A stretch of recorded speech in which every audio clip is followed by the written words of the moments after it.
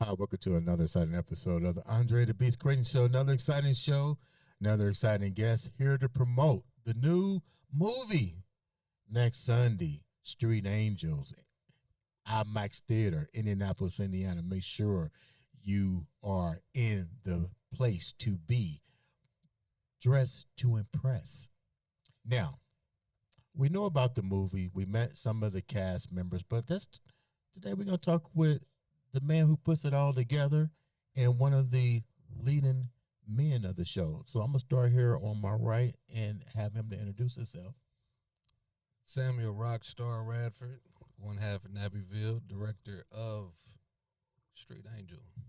And on my opposite side, I am Richard McMoney Taylor, and I play Dreads in the movie.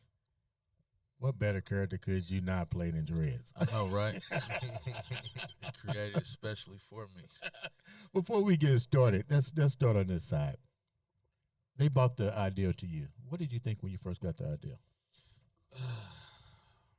Well, me and Lamont Coleman, the writer of the film, we had been talking for a while about other films that we were coming up with some ideas and just bouncing ideas off of each other.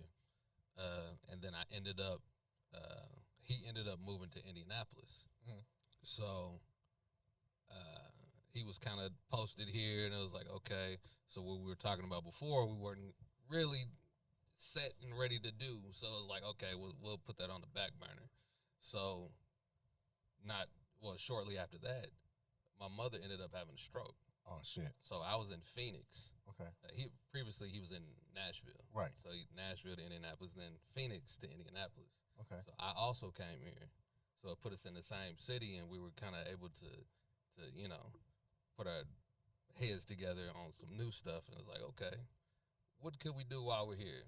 Right. We're here for the, who knows how long at this point. So, might as well get some work in while we're here. And Street Angel came about, and I was like, yep. What was your take Makes sense. What was your take when he brought it to you? I mean, did you know it was going to it won some major awards already? Right.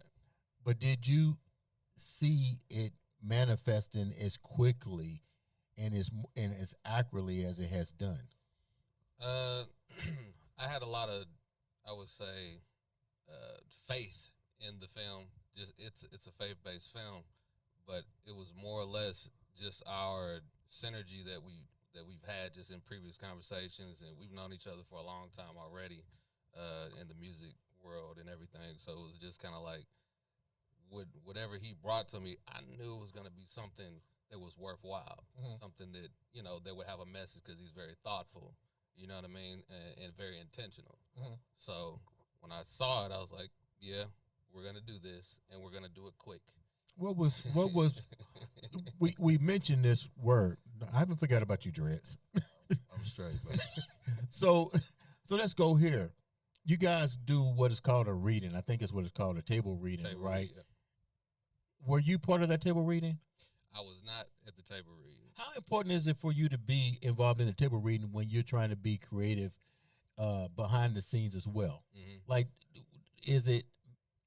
what did you miss not being there that when you look back and you put everything together, if you had been there, it might have made a difference or made more creativities come to your to your mindset? Well, I didn't have an opportunity to be present at the table read just for, medical purposes and stuff like that. But Okay. I put full faith in Lamont and the team being able to put it together and handle everything. So I already knew from reading the script we were going to need to add a few things, but I wasn't going to stop the show for that, because I knew we had a limited amount of time to get things done. And I knew, just like on bigger feature films and stuff like that, you got to go do reshoots, you got to do, pick up shots and stuff like that. So we already knew that there were things that had to be done, but it wasn't until we got into the edit, it was like, okay, well, we knew this, and this, but what if we did this? So that creative side, we would experience that on set as well, just from the actors and how they would approach different scenes. Like, oh, well, that makes sense for if he did this over here. But we hadn't wrote that yet. We had talked about it. Let's talk about your man Dress here. When as you doing the creativity behind the scenes, he played a pivotal role in the movie. Mm-hmm.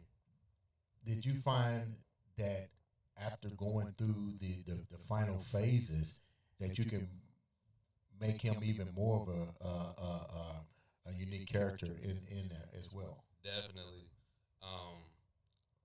I can almost kind of go back to when me and Lamont, we were at another a preview for another film, and I saw some of his work.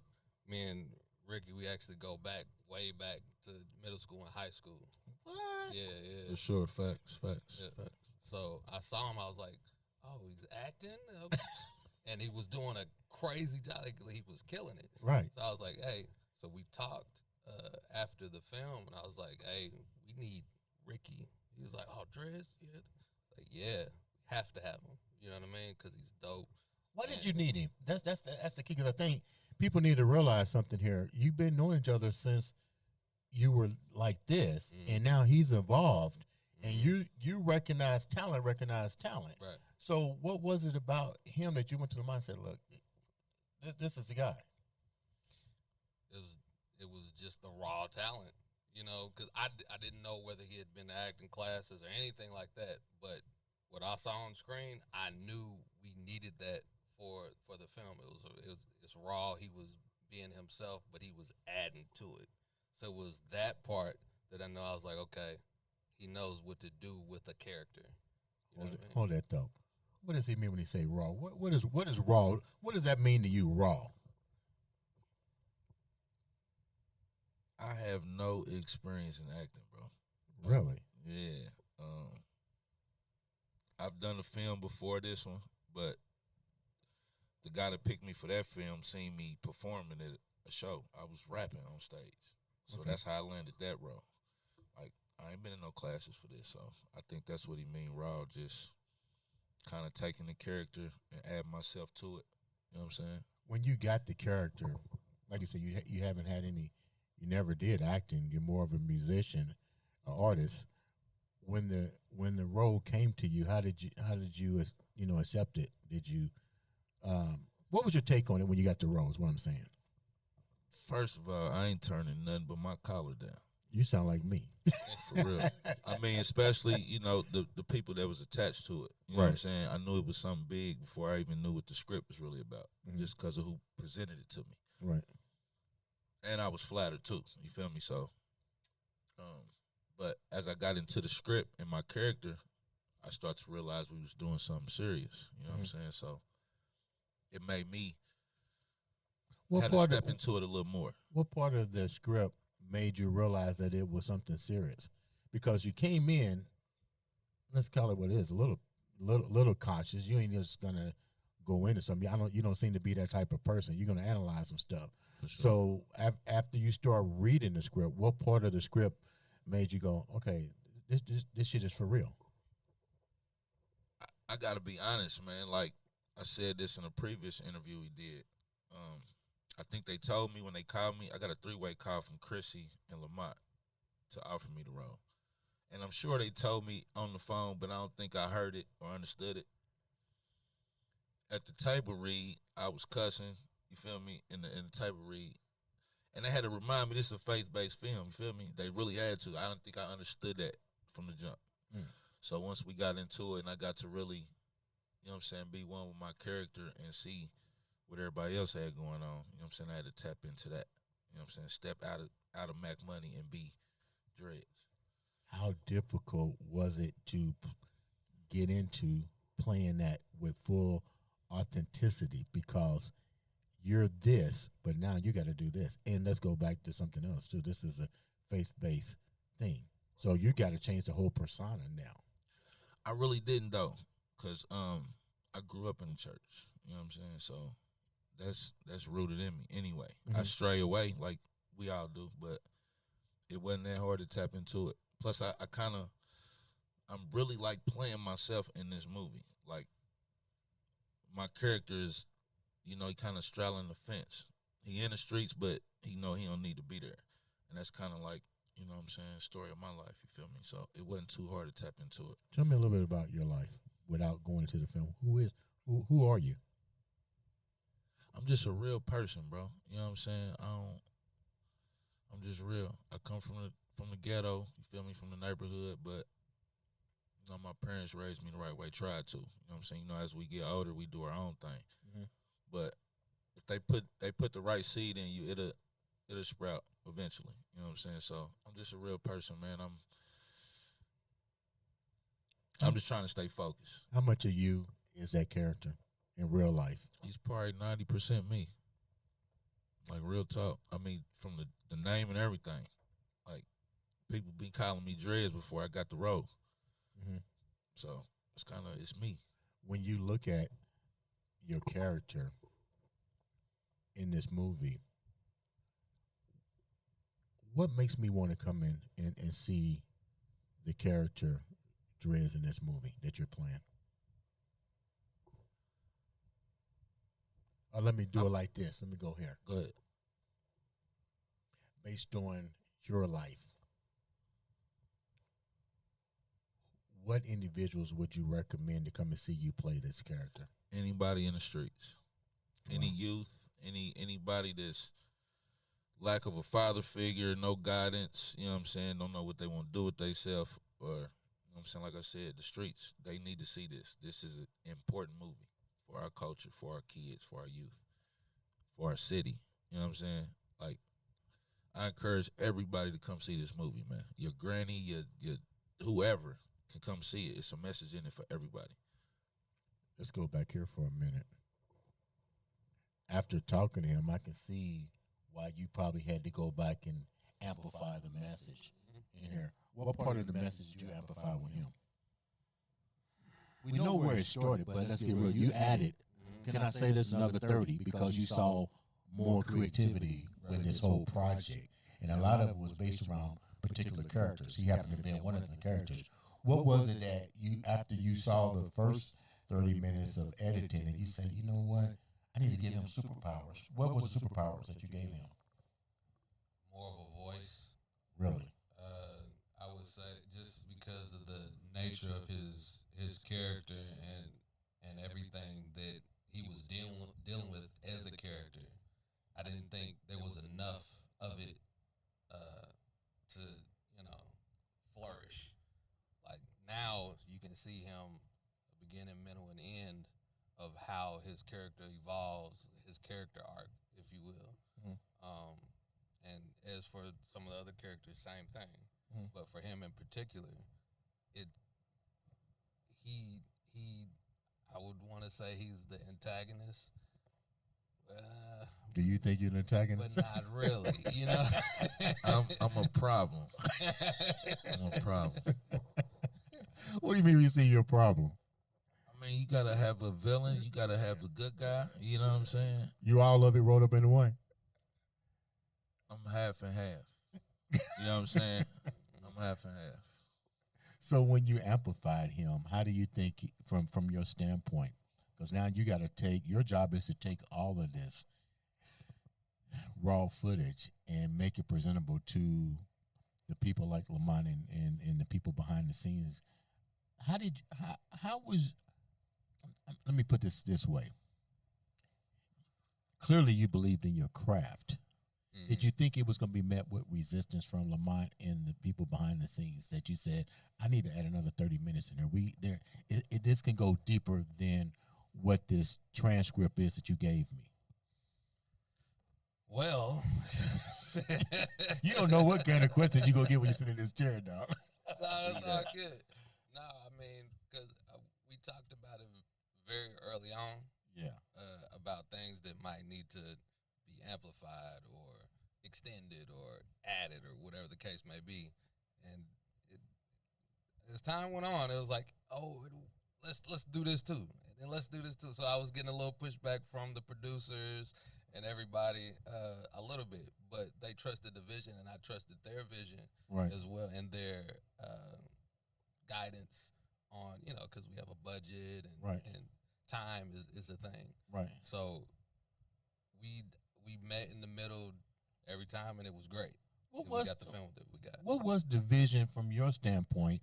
What was the vision from their standpoint, and what was the vision from your standpoint? Because let's get real, you got all different personalities on here, and the whole purpose starts with the guy who came up with the vision, which is Lamont. So now, when you bring in different talents in, it's almost like playing God. You know what I mean? I got this person doing this. I got this person doing this. I see the vision because Lamont is the guy because he's the vision. But is he able? You're going with me now. Is he able? Because at the end of the day, he might be the visionary, but he's got to also be able to accept new information and evolve with that. So what I'm saying to you is, how did that make you feel, that knowing that you had to bring all a different aspect to something that he had already did, and how does that change the whole trajectory of the movie? Well, that's filmmaking. When you're making a film, you're gonna have the original script, and then there's gonna be rewrites. There might be rewrite. We were rewriting stuff on the day. Really? Like as you was on the set doing it? Yeah. So some of the lines might change, or with the script is the Bible, right? Mhm. This is everything that we got, but we started adding stuff on set, and then like you already know now, we added stuff after the fact. So it all worked out perfectly, and like I said, his discretion, but just being able to be understandable and be like, oh yeah, it's not a very hard person to to understand ideas. He's a visionary, so if you say something, it's like, oh okay, he can see it before we do it. You know what I mean? So it wasn't hard for him to understand some of the new things that were coming to light. What was the most difficult part? Because I don't want people to always sit here and think that being a creative mind is easy. We run into stumbling blocks along the way. Like you said, you had to realize this was a faith-based operation. You had to change a little bit of something here. The reality is, what were some of the things that you had to deal with in your department? Because you're the man behind the scenes. You take all of their stuff and say, okay, and people, believe me, I do what you do too. You have to sit there and watch that's all that video footage. You'd be like, oh my God.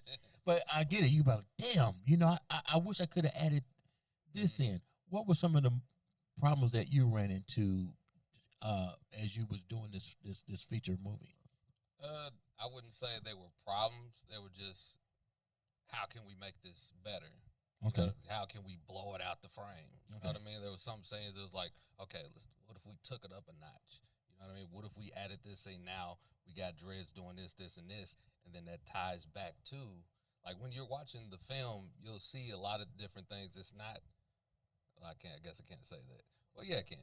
It's not completely in order. Okay. But when you watch it, I don't know if you say movies Almost like like Crash or different things I like love that. Crash. Yeah. So it's got that kind of feel to it when you're watching it. Yeah. So you might think that you know what's going on. Almost like a Quentin Tarantino. A little bit, yeah. Yeah, I like. It took me a while to get his. Do you find yourself? Who do you monitor? Who do you mentor your craft after? Because it took me a while to get to understand the Quentin Tarantino type movies. And I was like, and at the end of the day, I said, damn, that's pretty ingenious how he did that. Or when you're watching The Matrix, you go, wow, now I get the mess. Who's your mentors here? Like a lot of different people, so I'm not even gonna make a list. But I'm a person that I would like to say that I know when I see good stuff, and I take little pieces from all over and apply them to what I'm doing. You know what I mean? How can I use what I'm seeing or hearing and make what I'm doing that much better? How do you take a faith-based motion picture like this and use your craft to make it resonate to the skeptic, to the believer, and to the non-believer? Well, that's one thing that me and the team early on, we talked about what what can we do different than other faith-based films have done, and that was the basis, really the foundation for a lot of the films that we started putting together before this film. Mhm. When we got to this film, it was like, okay, we're gonna go straight to the streets. It's gonna be gritty. It's gonna have edge. You know what I mean? But it's gonna have a message, and not just a, you know, it's gonna have a faith-based message, because most movies do have a message. Mhm. But ours is it's not in your face like Jesus, Jesus, Jesus, because you can't relate to people if you're just trying to stuff it down their throat, and if you can't relate to their way of life or anything like that. So this film and really all the films that we're doing, even just this year, they're all going to be palatable by a lot of different walks of life. What makes this project different than other projects that you've been a part of? Well, this is my first faith-based film. I also come from the church as well, so it was something that was due to happen for sure. But a lot of the stuff I was doing before this, I guess you would say, is secular. So yeah, you've got secular and you've got faith-based. So it's either one or the other. I mean, but this is more of a mix. Yeah. So if you like regular films, this is not. It doesn't feel like you're being preached to. Like, hey, you gotta do this. You gotta. Right. Yeah. So You said night and day. I heard you. Elaborate on that. I mean, you know what he talking about, man. I'm asking you. Don't throw me it's up night on the and bus. day. I mean, it's faith based, but like he said, it connects you with the streets. You know what I'm saying? I think what he was saying is, I'm saying it's night and day compared to the work he's done previous to this. You get in that faith based lane, you gotta stay in that. You know what I'm saying? It's a lot of things you can't do, you can't say, a lot of images you can't project. You know what I'm saying? So that's what I think he meant by that. It's just night and day. Let me go off script here for a minute. Why do you think that a lot of the faith-based movies that I've seen that are produced by our people always have a tendency to always project from a street thug ghetto mentality, and that seems to be the only way to get to the faith base? Does that make any sense? I mean, how else you gonna get a young man off the block into the church if you don't have no type of connection other than Jesus, Jesus, Jesus? You know what I'm saying? Like, you gotta connect with the youth any way you can. Okay. I mean, what's your take on it? I agree with that. That's one of the things I said. But the next 4 films that we're doing, they're not necessarily like street films. Right. This just happened to be the one that we wanted to bring out the gate, to really make an impact, to kind of cover all bases, to grab the streets, to grab people that's in the church, to grab the kids and the older folk, and it kind of covers everything. What part of your character do you think, out of a particular role here, because they added additional footage for you, different things. So now, what particular part of this movie do you resonate with that you had to deal with every single day in your life, that you still see on the streets today, that you yourself, even though you're playing this character, that you still struggle with today?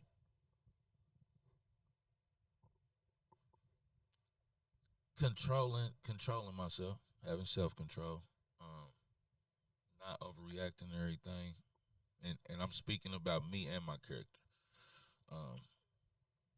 Just thinking before you act. You know what I'm saying? You make a lot of terrible decisions. You know what I'm saying, on the fly. You know what I'm saying? Sometimes you gotta sit with it, think about it. You know what I'm saying? Just not jump out the window. So I would say self-control. Do you like the character? I love my character. I love myself. Okay. Okay. I like that. I'm gonna ask you this question. You see all the behind the scenes stuff before it gets on the set. Give me at least 3 characters that you've looked at as you're doing this, and you can tell that they're destined to be something in this industry. I couldn't cap it at 3 because I think. I'm not gonna give you all of them. I'm gonna give you. Yeah. I'm only gonna give you 3. The other ones know they're all good, but the deal is like this. You saw that he needed additional footage, so let's use that as the stepping stone to answer the question. So, which other 2 outside of him, is 2 that you looked at and go, wow, they're gonna be something. I would say Dreads for sure. Marcus for sure. These are our leading men, and they carried the movie. So, and that's not easy to do. Why is that? Not at all, because the backbone of the movie, they're kind of that. Like every story that's happening is a branch off of their story and their other story, and on and on and on. The ladies, they did phenomenal. Right. Like I had to add a lot of scenes for them as well, just because there was still stories still to be told. So what was it about the ladies that really? We don't hear a lot about the women role in motion pictures. Strong women, that is. You're behind the scenes here. What did you feel needed to be amplified with the women, and why?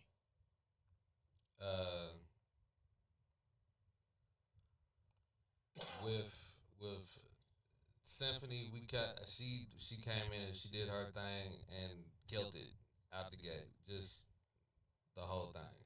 So we didn't have to do a whole bunch because her story was already weaved in exactly how it needed to be. But Alicia, we had to add more stuff for her because she was killing it too. But I didn't feel like there was enough. There was more of her story to be told. And scenes that she had with Dreads, it was like, we need more of this. There's a whole lot more here. There's a lot more emotion. There's a lot more just the meat of the story. It lies in their story as well. You know what I mean? To develop them was develop the entirety story of the film. When you do, before we wrap up, you're developing a story. Were you trying to project more of a unity between man and woman, a love story? Like, what was the purpose for really amplifying both of those 2 characters? I would say exactly that. The unity, the loyalty that they had, not just her for him, but him for her. You know what I mean? It was a joint situation. They really relied on each other's perspectives on what they were seeing happen and what was going on, and they really had a very tight knit bond. So now I got to ask this question because I just got to download. Were there a lot of weaknesses in the feminine role that you had to make stronger? I wouldn't say that at all.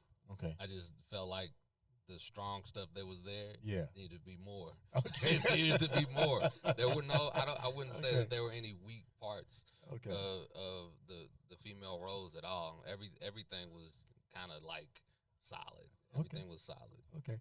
So before we wrap up, why should you watch this film? Why should viewers go out and participate in watching this film from your eyes? Not the fact that you guys are both part of it, but if you're going to have somebody, if you're on the street, how would you pitch this to somebody to watch and go take a part in? Take yourself out of the equation, sell it. Go ahead, mate. Do your thing. Let me hear what you got. If you into good movies, you want to be entertained, you want to learn something, something you can watch with your granny, your kids, you feel me? this is where you need to be on the 19th. IMAX Theater, Indiana State Museum. 5 o'clock and 7 o'clock. Get you some tickets now, Boss Lady Media, please. Don't miss out. You don't want to be one of the ones who didn't make it to this premiere. Straight up. I like the way you said it. That's what I'm talking about. Before we wrap up, how can the viewers reach out to you, know more about you, and how can they reach out to you? Go. You can reach me at the number 1 Rokstar, RKSTAR on Instagram, and that's pretty much the only way you're gonna find me. And how can they reach out to you, big dog? You can find me on Facebook, Gutter Boy Mac Money. Instagram, it's Mac Money GB. And Spotify, it's Mac Money GB as well. Ladies and gentlemen, make sure that you make yourself in the place next Sunday, the IMAX Theater, Indianapolis, Indiana. Dress to Impress, 2 shows, red carpet event. Come out and represent, support. We all need it. It's a great movie. Remember, Street Angels, next Sunday. Click that button, share, like, subscribe. Sometimes all it takes is one click of a button to make a difference in your life and to change somebody else's. This has been another exciting episode of the Andre the Beast Creighton Show.